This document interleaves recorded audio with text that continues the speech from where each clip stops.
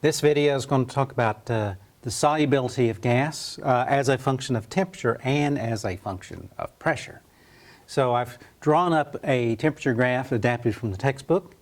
And so first thing to notice is that unlike the solids, you dissolve less gas at higher temperature. So basically, the warmer the water gets, the more gas comes out of solution. So for example, if you ever heard the expression, "a watched pot never boils," well, you go to the kitchen, you start heating up your water, and you see little bubbles come out, and you think, it's about to boil. No, that's just gas coming out of the water solution. So the other thing to notice is this very small amount. The previous graph had like tens and hundreds of grams dissolved in 100 grams of water, but for gas, it's very, very small amount that gets dissolved. It's in the milligram range. And so you can see here a graph for oxygen and a graph for nitrogen, so you can already tell you can dissolve more oxygen than nitrogen at any temperature. And the reason that gas solubility is less is that gases have high entropy. So when they're dissolved in solution, they don't have as much disorder as they do when they're in the air, because in the air they can go forever and get really separated and mixed up with everything else. So this is very important because warm water dissolves less O2. That means fish and warm water, if it's too warm, there's not enough oxygen for them to live, and it will actually kill them. So there is such a thing as thermal pollution. And so if electric companies produce electricity, but they generate waste heat that they usually remove with water, and that water has to go somewhere. And it's usually a large lake or a river. And of course, that's carefully monitored to make sure it's not too hot and killing wildlife. So the other thing that affects the solubility of gas is the pressure.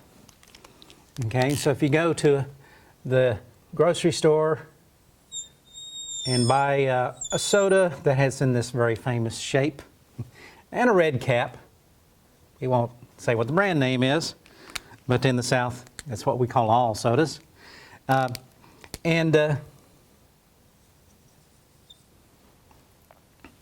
There's usually gas above this, and it's in high pressure. This is about 4.5 atmospheres of CO2.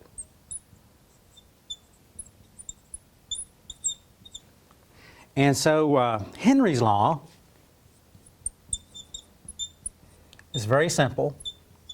It just says the amount of gas dissolved is proportional to the pressure.